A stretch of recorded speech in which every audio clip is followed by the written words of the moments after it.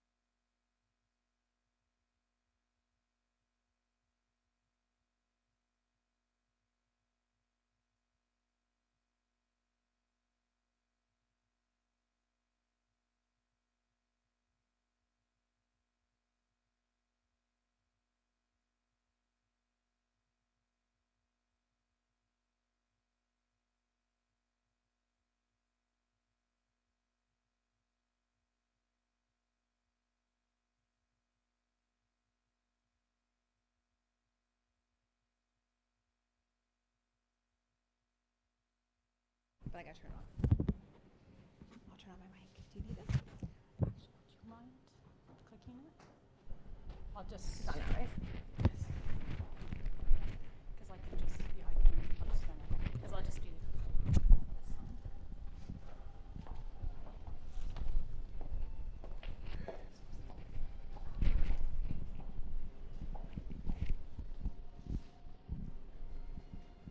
Turn off music. You turn this music off?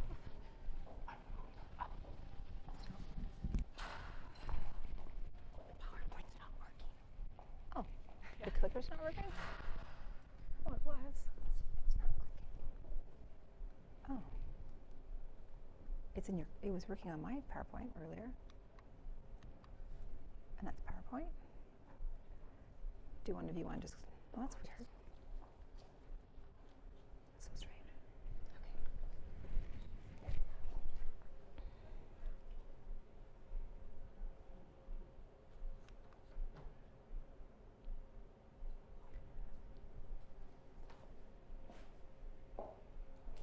So weird, right?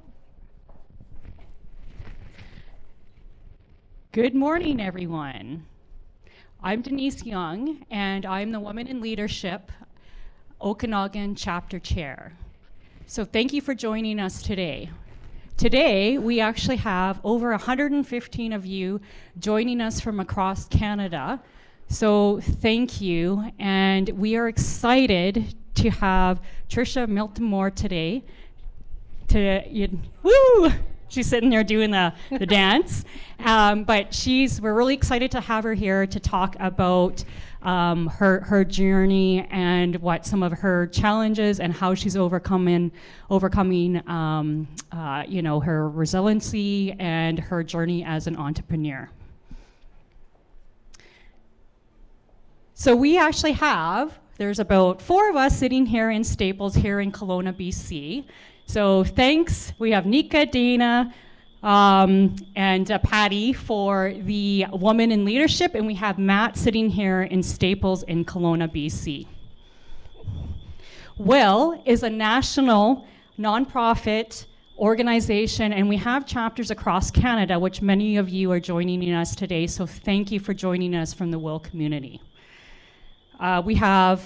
What WIL does is we deliver inspiration programs that empower, educate, and celebrate women to create positive changes in the future of women's leadership.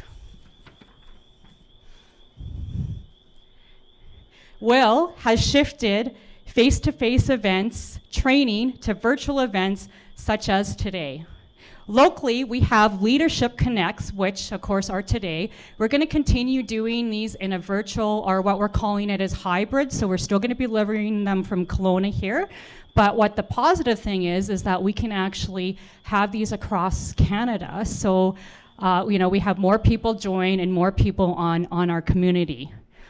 And we are looking forward to having more events next year that are more face-to-face. So if you can connect with us, and Patty will just bring up our social media links. But what it is that we're going to please connect with us through our various social media platforms. Here on the screen, you're going to see our local ones, which is Okanagan. We have that up there, as well as our national chapter social platforms. One thing I'd like to mention before we introduce our awesome speaker is that we are taking questions. So please use the chat and have questions, because once Trisha's done her presentation, we're going to be facilitating a Q&A. So with that, now what I'd like to do is introduce an international speaker, broadcaster, passion igniter, and who has shifted over 1,000 people to reach soul-centered success. Please welcome Trisha Miltimore, who is a passion igniter, coach, and mentor. Welcome. Thank you. Yeah, thank you. Woohoo! Thank you, audience. Hello, everyone at home. We're just going to get it set up for the PowerPoint, and then we'll get rolling. I'm just grateful that you're all here sharing this time, because I know it's not easy to arrange lives to get in front of your computer to be a part of today. So I am very grateful for that. I myself have 4 children, and I like to sign up for a lot of webinars. I don't always get to them all, but you're here, so this is fantastic. Thank you. We're going to get rolling with the PowerPoint. And thank you for the introduction. It's very nice of you. I always feel with introductions, like so much pressure now, right? I know, yeah. Let's see if this works. Did you want to try that sticky thing maybe in and out again? Yeah, it is going. Oh, the actual. Yeah.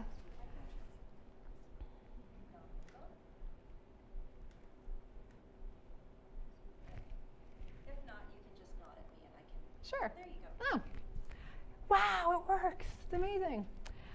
So I wanted to keep this very short and sweet. And I think one of the powerful parts of Will is that it brings women together to have a conversation, to connect, to learn from each other. And that's what really today is all about as well. So I hope that by sharing some of my stories and hearing from you and the questions and the Q&A, that we are able to support each other in this way, because when we share, we learn, and then we grow. So yes, I'm self-entitled Passion Igniter.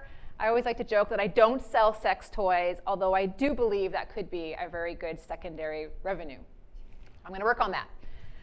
Anyways, I want to start with a story of my entrepreneurial journey, and that is a music store. So some of you may know or may not know that I grew up in a music store. My family has owned music stores since before I was born. We also own an audiovisual company, and we manufacture guitars as well. So I grew up with the language of POs and AP and AR and contracts and community involvement, wholesalers, distributors. This is the language I grew up in. And when I was 23, I was freshly married. Alongside working in broadcasting, I decided that, you know what, I'm going to take this family experience I've had, I'm going to open up my own retail store. And I'm going to do it better than my parents, because we always know more than our parents at 23. So very similar to this, I opened up a retail store in Kelowna, BC. And I put my heart and soul into it. So anyone who's watching right now who has owned a retail store knows that when they say the entrepreneur lifestyle, we're not talking about choosing your own hours, right? We're talking about, for any entrepreneur really, now we're working 24 hours, it feels like, a day. Unless we set up really good boundaries, that is a different workshop. But I put my heart and soul into this store, and I was really focused on customer service, because I thought that could be the differentiating factor because of our experience in the industry and how much I could, be of support to my customers and just really show up for them. I remember one man came in and he ordered, more than one, but this particular day, this man came in and he ordered a strap, a simple guitar strap.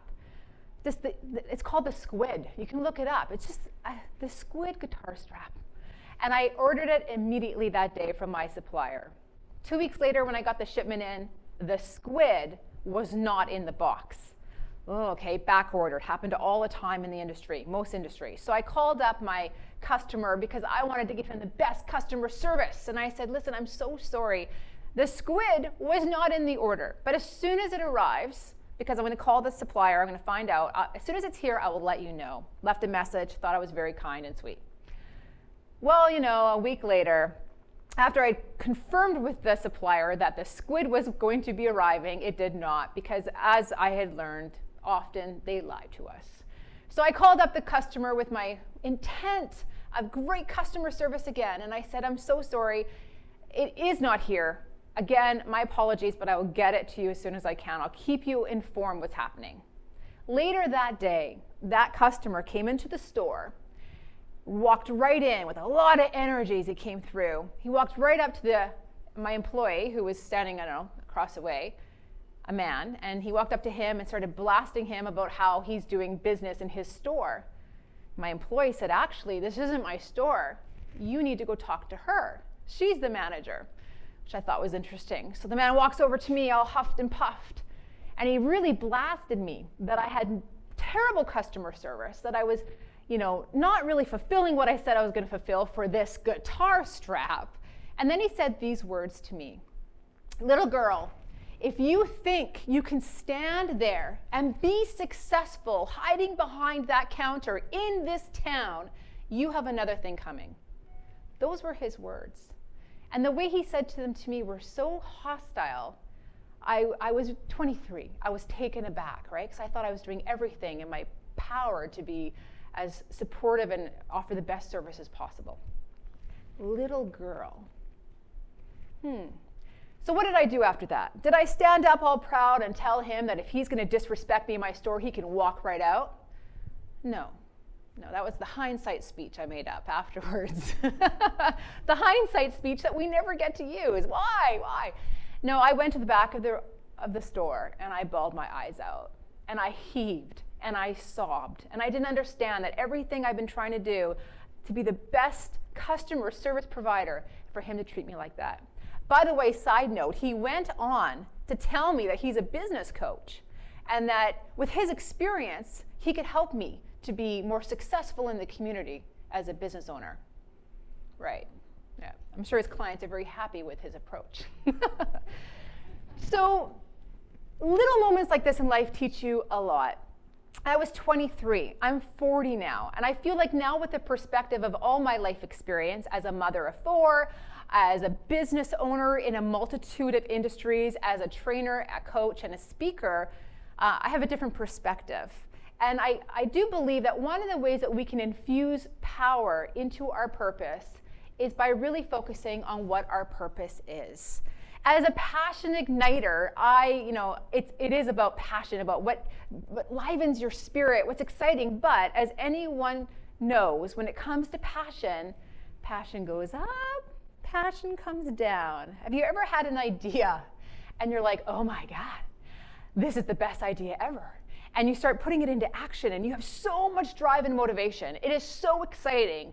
And then about a month later, you're like, ugh, this is more work than I thought. Anyone? How about the audience members? Yay! Right? I mean, it's the ultimate sparkly, shiny object syndrome, right? So passion is great. New relationship, passion is awesome. But over time, passion goes up and down. And if we base our identity and our confidence and our ability to level high passion, that is a recipe for some disappointment and, again, a roller coaster ride that is just not necessarily emotionally healthy. So let's focus on the purpose. Purpose is a consistent element or consistent elements in our life experience. Look at the markers in your life experience. Look at the things that show up consistently, activities you are drawn to, people and organizations that you work with, and the goals behind them. Purpose is an ongoing, steady source of motivation. So I now focus more on my purpose than necessarily passion. It's nice to have both, but purpose is a really driving force. I think of purpose like the fuel behind everything that you do. For me, my purpose, and because I work in the industry of personal and professional development as a speaker, I have a lot of time to think about this. You know, I have the luxury of that, and I've been able to create content around it. So for me, purpose is the element of care. I think about all the things I've done in my life. You know, I was valedictorian in high school. I was always in the leadership groups. I was emceeing pep rallies in elementary and high school, and I opened up our own businesses, and customer service was very important to me. I got into corporate and leadership training. So all these markers, look at your markers in life. What shows up consistently, right? Just shows up for you. So for me, it's care, and I define care as connection, appreciation, recognition. Appreciation and recognition are two different things, and engagement. And I know that engagement's a really hot word right now. Like, are we engaged? Are your people engaged? It's like kind of like this lingo, right? In the simplest form, I think engagement is an empowered experience. Now, this is not only purpose for myself as my professional work, but how about in my own life? These are what need to show up for me consistently, what I need to go for and create and engineer my life experience so that I can feel, and I think this is really important. Oh, I get too crazy. A deeply satisfying life experience. I mean, think about this with your purpose, with your goals, with how you live your life. Is success the real end goal? Success is good. Impact is good. Results are important. But at the end of the day, isn't it more important to feel like you are deeply satisfied? Not that life is perfect, not that you're always super successful or always happy. I like to think, from my perspective now at 40, it's about being deeply satisfied. So my question for you, as you're sitting there behind your computer screen or in front of your phone, what is it in your life that offers you that sense of deep satisfaction? You combine that with your purpose, and that is a recipe for consistent sense of fulfillment, moments of joy. That's engineering your life experience.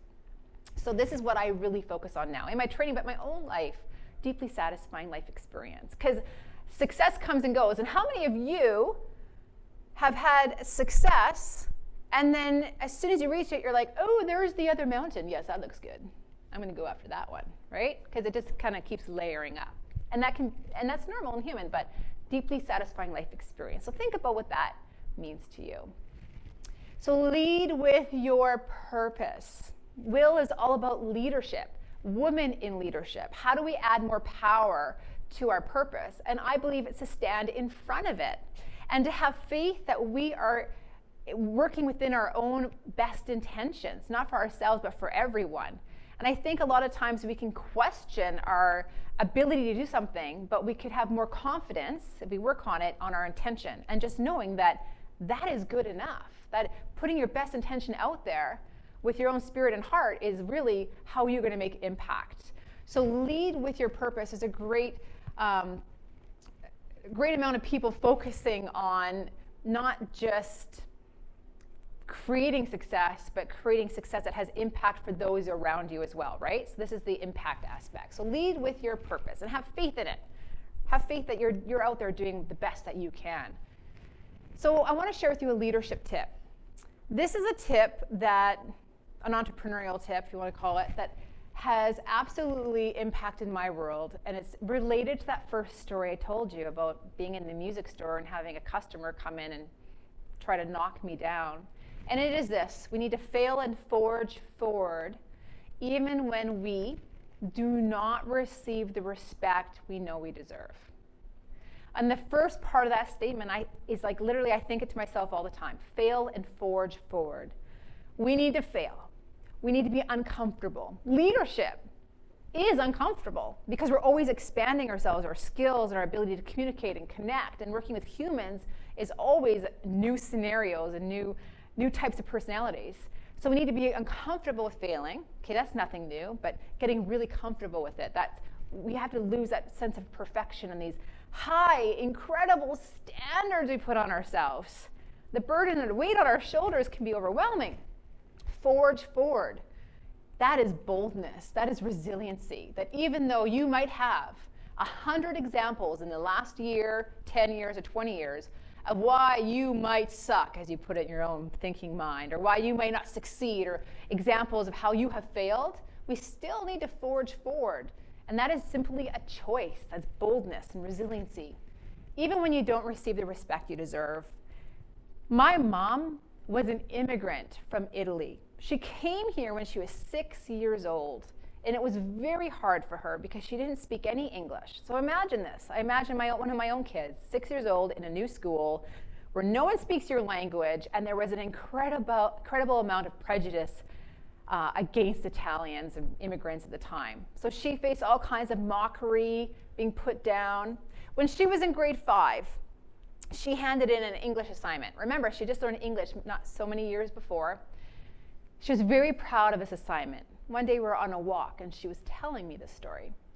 And she said she handed in this assignment. When she got it back, she got a C. And she didn't understand why she got a C, because from what she could see with the other students, it was actually pretty well done. My mom is quite bold, quite feisty. She said she walked up to the teacher at the front of the class, and she said, "Excuse me, I'm just wondering, why did I get a C? What did I not do right?" And that teacher looked at her. I'll never forget when she told me this story. All my girls were really young at the time. I think we were on a walk with a stroller. She said the teacher told her in front of the class that no immigrant child will ever receive as good of a grade as a Canadian student. So when she kind of balked at that a little bit, as I'm imagining my young mom would, she was sent to the hall for being disruptive. So a few years later, in middle school, she handed that same essay in to another teacher, another class, and guess what she actually got? She got an A. A couple years later, same assignment, different person receiving it. And then as she finished her story, she said, "You know, Trisha, you have to remember to always move forward, keep going anyways, even when you don't receive the respect you deserve." So I hope that in my story that I learned from my mom, by sharing with you, you can think of some element in your own life experience where you have not received the respect, because I think if we could all sit down in a room, we'd have many examples to share, and how you can use that energy to fail and forge forward anyways. So think about in your life in the last 3 to 6 months, what has happened to you where you didn't receive the respect, and how can you move forward? Create an action step just to keep going in a forward direction. I hope that serves you. And here's one more quick story. A second leadership tip. I know I said one in the bio, but here's two. What's our time anyways? We're good? Okay, here's the next one. And again, these are just stories. They're just my own personal experiences, but I really do hope they serve you. So when I was 17, I was in a pageant. Yes, I did. I did it. I was in a pageant. It was actually Queen Silver Star, Vernon, British Columbia, Canada. Queen Silver Star. It's crazy when I look back, because we had, I got my nails done for it because that was important. They would look at our nails, make sure they're good. And by the way, I should add, the Queen Silver Star program now, from what I understand, is a wonderful ambassador program. We're talking like a few years ago. I remember us doing a fashion show and learning how to walk and how to turn, right? Different time. Anyways, I digressed. I was in this pageant, and one of the girls that was also a contestant, we became best friends, BFFs forever. I loved her. I was like, oh my gosh, I found my soulmate friend forever. And we spent all our time together, and I would tell her all about my talent that I was going to do, and she wouldn't tell me about hers. I always thought that was strange. And I would share with her all my feelings, and we were BFFs. And we made a pact that at the end of the pageant, when we had to vote for Miss Friendship, the Miss Friendship title, because, you know, being nice and kind and being a good friend is very important in the pageant. I promised her I'd vote for her, and she promised me she'd vote for me. So what happened? After we voted and everyone went their separate ways that night, I said to her, "I voted for you. Yay!" And she said, "Yeah, actually, I actually decided at the last minute to vote for someone else. Sorry." So here's the lesson I learned, is vote for yourself. if you believe, as I did, because for me, care is my purpose. I love bringing people together, feeling connected and appreciated. And that was one of the things I did in that group. I believed I deserved that award, that I should have voted for myself, but why didn't I? So it was an important lesson moving forward, that in future circumstances, when I felt that I could be a great contributor to something, that I should stand up and vote for myself.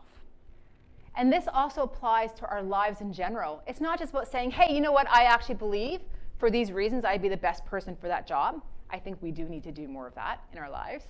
This could also be for standing up for some boundaries in our personal experiences. As a mom of 4, I work from home a lot of the times, and there's so many situations where I feel like I should be out there doing something with the kids instead of honoring the hours that I have committed to working in my home office. I feel very torn. Even if it's after a full day when my husband gets home from his 8 hours of working away. So it's about voting for yourself can show up in a lot of different ways. So again, you're sitting there right now, you're listening to these words. How can you vote for yourself right now in your life that's going to help you move forward to really express your purpose and passion? What does that look like? So it's very important. Vote for yourself. Some days are awesome. Some days are less awesome. That is okay. Perfection's not the goal, right? Ladies in the audience today, right? Perfection's not the goal? Woo! Okay. They're agreeing. They're totally agreeing right now. We put way too many standards on ourselves. The roles we have to play, again, is a different workshop. But I do believe getting together, this is a representation of what is not necessarily happening right now, but it could be at home. Take a sip of your tea, your coffee. Maybe you got an early morning brandy. I'm not sure. Afternoon in the East. Not that I'm saying you should. I once talked about wine in a keynote, and I got a lot of emails about how I'm really promoting drinking. I am not promoting drinking. I just think sometimes it's fun. So what I was going to say to this before I digress is I think it's so important that, again, we connect, we share our stories. As women, as leaders, when we share our stories, we begin to be aware of how other people are experiencing things and how they are navigating them. And we live in these houses that are built by society, but how we live in the house is something we need to talk about, because we can make changes, but only when we're aware of how we're living in the house, if that makes sense. So we need to be able to have these conversations more and be open and be vulnerable about our ups and our downs and our fails and our successes and our challenges and our guilt and our mummyhood and our professional lives and all of the whole thing. Because when we talk about it, we learn about it, we share about it, we grow. So anyways, I want to say thank you for including me. Thank you to Will, everyone, for having me. I hope that some of my stories have supported or tweaked or ignited something in you to make an action step that moves you forward. And I would love any Q&A, any kind of conversation around what I just chatted and the stories I shared with you. Shall I pass it back to you guys? Okay. You can just stay standing. I'm going to sit here and be really comfortable. You do look comfortable. I do. And I was listening. Oh, yes. I know. Seriously, thank you. That I resonated with that whole presentation, and I'm still dealing with that stuff, especially when you had that little girl. I had something very similar in the serving thing where actually somebody degraded me and just said, well, you're just a waitress. You'll never amount to anything. Wow. So it's like, it's one of those things you just got to, as you said, fail and forge forward. Yeah. So I love that. So thank you. We do have some questions coming in, which is great. So thank you for those who pre-submitted. So Yasha has a question, and what she wants to know is, what tips or advice do you have for the professionals who are 40 plus years old who are trying to pivot their career to a new field, and that field is not welcoming in their professional background and their age range? Ooh, okay. Good question. Yeah, and I work with a lot of people in life transition, and often it is between 40 and 55 with that exact same question. And it can be really, really challenging, so thank you for asking the question. I feel like I'm talking to you, but I'm going to talk to everybody. I don't think there's any easy answer, but again, it's about getting the experience and getting your foot in there. And I think sometimes when we're a little bit older and more experienced, we are a little bit less, sometimes we're just a little bit more resistant to that, doing what you have to do to get in, right? So be open to doing all kinds of new things for the training, just to get your foot in the door. And it's all about relationships and connections. So get on LinkedIn, connect with the people in the industry, start really following the companies, learning their language, learning the kind of business that they do and how they do it, and start forging those relationships, because truly it's the connection relationships that drive a lot of opportunity. So getting out there and quote unquote networking, even if it's just virtually, and then having the confidence to know that you deserve it. And it doesn't have to be all or nothing, and it doesn't have to be all at once. So give yourself some space and time. I think once we get over 40, we're like, I'm running out of time. This pandemic, I'm running out of time. But you have lots of time, because I've worked with people who are 55 who are starting new careers. And they still have 10 or 15 years in that career. So remember, you have time. Take a big breath, make the connections, and get your foot in there and start asking for what you want. So a little bit of boldness there with people you connect with. Be like, hey, I'm interested in getting into this career, this profession, looking for some opportunity. Without knowing your full circumstance, those are the tips that I would provide, for sure. I hope that helps. Thanks. Okay, here's another question from Catherine. So she commented, actually, I am retired, but want to motivate others and still have some responsibilities with work. So I think what her question and what I'm assuming is probably around, like, how do you actually motivate? Like, what would be your tips on, how to I guess motivate others? So I'm assuming that maybe that is around creating her own practice in speaking or workshops, that kind of thing. So becoming motivating people professionally. So like as a trainer or. Let's maybe talk about, like what did you have to do in order to get to where you are, right? In terms of, the training and, the motivation piece, right? Just because you're a very inspirational speaker. So what did you do to kind of to get there? Sure. I'm hoping I'm answering that correct, Catherine. Yeah, and Catherine, if we're taking the wrong angle on this, send me an email. Like you'll have all my contact information. Send me an email. Would love to hear from everyone. Just any ideas or thoughts you have, or what I missed, or questions you have. So yes, but let's take it from that angle. So my journey is unique like everyone else's. I got into doing leadership training at the age of 17. I started speaking in schools on leadership, and then I began to host my own community workshops. And then I got involved in radio, which helped in terms of the broadcasting and building up the community workshops. And then from there it evolved as I evolved. I mean, I was super young. I became a mother. I got married, became a mother. I ran our own retail store for many years. And my training evolved as my experience did. But speaking was always a purpose element in my life. For whatever reason, I was always drawn to it. If you want to start making impact by motivating others, my first thought, because I work with helping trainers and speakers get off the ground in their own business, is to start writing, is to start creating your own content around your own experience and thoughts and stories. And you can do that with a simple blog, Squarespace site, whatever it can be, but start creating your content and then start hosting your own workshops. Staples is a beautiful resource for that. Local community spaces, and you create a workshop, you present it, and the most powerful part, and I love this aspect, is people come to your workshop virtually or in person, you share your story and your content, and it impacts someone, it will drive you forward.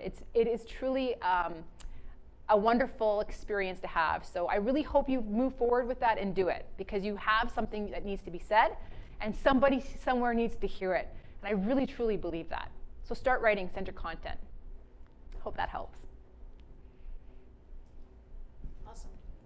Great. Well, we have some questions still coming in, so I hope you're still good. I think we're only sitting at about just a little past 8:30. Couple comments for you is from Tanya. She says, Such a great, authentic, entertaining, and intelligent presenter. Aw, isn't that nice? So we'll have to write that one down. I'll put it on Yes, the website. yes, right? And then Enya also had a comment too, and she just said, Trisha, can't wait to see you and get inspired by you again. Miss your bubbly energy. Oh, thank you, Enya. If that's the Enya I'm thinking of, thank you. And then, sorry, I'm just scrolling down here. I know we have some other questions here. Bring on the Okay, questions. Sheridan asks, how do you combat and overcome ageism in your job search and workplace? Ooh. It's interesting. Ageism goes both ways. So you may be speaking from ageism of being older and wanting to get into something.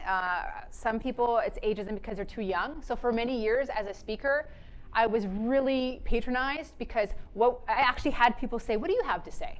You're too young. What do you know, right? So then all of a sudden you get to 38, 40, and no one says it anymore. I guess I'm past that. I guess I matured. But ageism can go the other way too when you are, again, probably in your 50s, 55, or depending what industry and profession. I think it's confidence. And it's being able to just still forge forward and saying, I have value to give.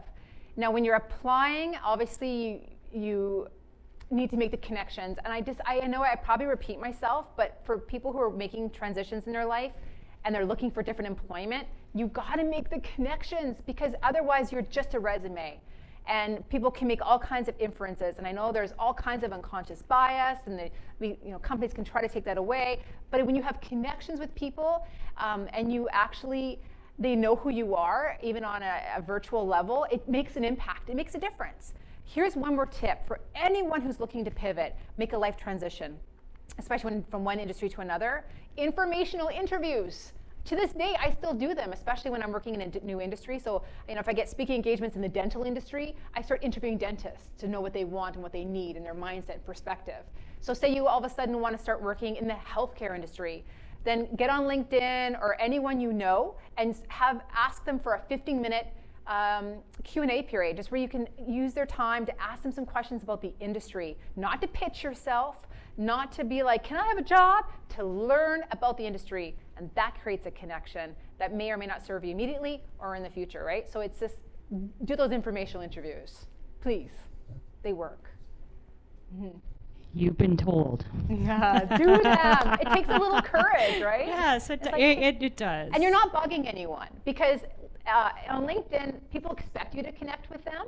I think a lot of people are like, oh, I don't want to bug them. You're not bugging them. That's what LinkedIn's all about. And then if they don't want to do it, they can say no. And I think we just got to get better at asking for what we want. Yeah. Yes, and one thing for me that I always think about is the worst thing somebody can say is no, but you'll never know if you don't ask for it. Right. Ask for what you want. Exactly. Yeah, I like that. Yes. Yeah. So here's another question. Okay. If somebody is feeling stuck in her career, what advice would you have? And that's coming from Mateo. It's coming from what, sorry? Oh, Mateo, that's her name. Oh, okay. Oh, I like your name. Yeah. So if you're feeling stuck, curiosity, a little courage, some curiosity. Start examining, again, what ignites your spirit, what has shown up for you throughout the years that is representative of what you naturally are good at. Whatever you do that you don't notice time passing, start there. Or get a coach as well, because coaches can really help ask the questions. They uncover your stories for you and help strip those away so that you can kind of get really honest with yourself, because we start telling ourselves all kinds of stories. Oh, I don't like doing this, or I don't want to do that, or this is not the kind of person I am. So we want to strip those away and figure out what it is that really drives you. And they can create action steps for you. So as a coach, I always want to coach because I know how valuable they are. So I would highly recommend that. And just start reading.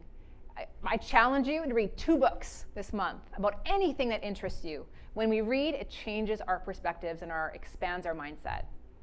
And it's simple to do. Well, sometimes. couple pages a night and you fall asleep. Sorry. Thanks.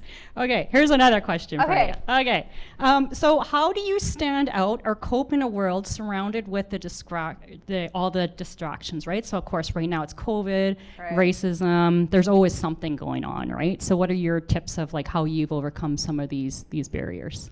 The distractions. That's a really great question. It's so pertinent right now.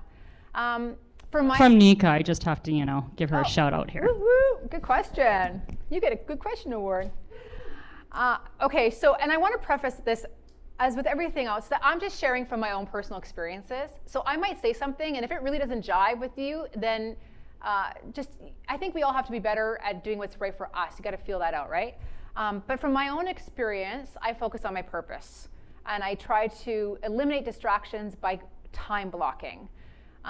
So I don't know if this is going to be helpful or not, but when I need to write, I time block it in because I have the 4 kids and I've got all these other things going on, and I just focus in on it. I put some epic movie soundtrack on Spotify in my ears, and I just go for it for 1 hour.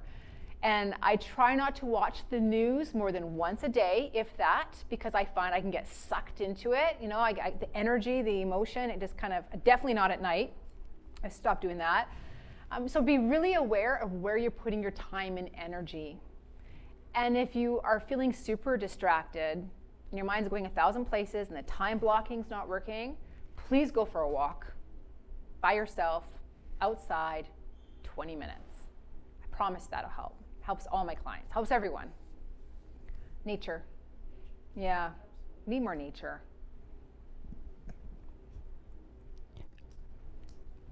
So Kelsey has a question here, and it is, what should you look for in finding a coach? Ooh, okay. You need someone who you're going to jive with, for sure. And so feel free to interview coaches. Like, they're all about that, because a coach wants to resonate and connect with you as much as you need to. It's a two-way relationship. So look for someone who has expertise in the area that you are wanting to grow. And again, interview a few people to make sure you have that connection. And some people do online programs. Some people do an online program plus one-on-one coaching. I like to always have a little bit of one-on-one with my clients because I think that's what we're human. We need the connection. The accountability. Anyone out there need more accountability? Just me? Okay. Yeah, so that's what I would look for, is look for recommendations, referrals, testimonials. I once hired a coach from a reference from another person. And then when I asked the coach for other testimonials, none were provided because, she's just so busy and successful that she didn't really have any. I don't know what I was thinking. Anyways, I know now. I think it's really important to make sure you go on Google review, go on Facebook review, get the recommendations. That's pretty important. And have the connection. Mm-hmm. You're down here now. I am magical. So I just really want to thank you, Trisha, for coming out. It's been a fantastic session. Thank you. I think, moving forward, we're going to be doing a follow-up email to everybody, Okay. and we will send out, Trisha has this great package. She has a couple links. So what we're going to do is we're going to send that out to everybody. In terms of, I guess, next steps for what we're going to be doing here locally is please stay tuned. We put up that slide earlier for our social media platforms. Please do that. And if you want to speak at one of our events, such as Trisha just did a fantastic job, please get in contact with us. And again, all our information is on our social media sites. So again, thanks to Trisha. Woo! Let's make lots of noise for Trisha. Here are all of us 4 in the room. Party in the room. Woohoo! Yeah. And thank you again for joining, everybody. And everybody, have a great day. Thank you. That was awesome. Thank you. Oh, thank you.